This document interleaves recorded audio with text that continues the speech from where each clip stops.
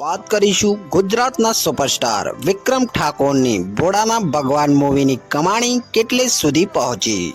ભોળાનો ભગવાન મૂવી પોતાના ચોથા અઠવાડિયામાં પહોંચી ગઈ છે અને ધમાકેદાર કમાણી કરી રહી છે। કમાણી કહું એના પહેલા તમને એક વાત જણાવી દઉં કે ભોળાનો ભગવાન મૂવી લિમિટેડ સ્ક્રીન પર જ રિલીઝ થઈ છે અને ગુજરાતમાં એને શો પણ વધારે નથી મળ્યા। તો પણ જેવી રીતે કમાણી આવી રહી છે એક ધમાકેદાર કલેક્શન કહેવાય। ફેન્સના વિડીયોમાં કમેન્ટ પણ આવે છે કે અમારે ભોળાનો ભગવાન અને વિક્રમ ઠાકોરની બધી જ મૂવી થિયેટરમાં જોવી હોય છે પણ અમારા નજીકના વિસ્તારોમાં તો લાગતી જ નથી, જેમ કે સૌરાષ્ટ્ર બાજુ અને સુરત બાજુની પણ કમેન્ટો આવેલી છે અને આનું રીઝન એ જ છે કે વિક્રમ ઠાકોરની મૂવીઝને એટલા શો જ નથી મળતા કમ્પેર ટુ બીજી મૂવીના। પણ જેવી રીતે ભોળાના ભગવાન મૂવીને આપ સૌને સપોર્ટ કર્યો છે એવો સપોર્ટ આગળની મૂવીને કરતા રહેશો તો આગળની આવનારી વિક્રમ ઠાકોરની મૂવીઝને શોજ પણ ઘણા ખરા મળશે।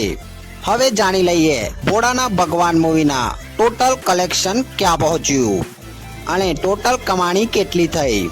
તો ભોળાનો ભગવાન મૂવી 8 ઓગસ્ટના રોજ રિલીઝ થઈ હતી અને રિલીઝ થયાના પહેલા અઠવાડિયામાં 7 દિવસમાં કમાણી કરી હતી 26 લાખ રૂપિયા અને વિક્રમ ઠાકોરે પ્રમોશન પર ચાલુ જ રાખ્યું હતું તો પોતાના બીજા અઠવાડિયામાં કમાણી કરી 22 લાખ રૂપિયા અને પોતાના ત્રીજા અઠવાડિયામાં કમાણી કરી 10 લાખ રૂપિયા અને ત્રીજા અઠવાડિયા પછી અત્યાર સુધીમાં મૂવીની કમાણી થઈ 2 લાખ રૂપિયા અને હજી પણ આગળ મૂવી કમાણી કરતી જ રહેશે।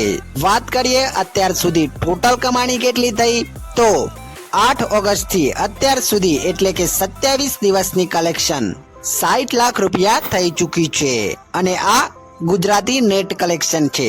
વાત કરીએ એના ગ્રોસ કલેક્શન વિશે તો ટોટલ ગ્રોસ કલેક્શન થાય છે 64 લાખ રૂપિયા અને હા તમને એ વાત પણ કહી દઉં કે આ સિંગલ સ્ક્રીન થિયેટરની કમાણી છે, કેમ કે વિક્રમ ઠાકોરની મૂવી પીવીઆર અને આઇનોક્સ જેવા થિયેટરોમાં મલ્ટીપ્લેક્સમાં લાગતી નથી।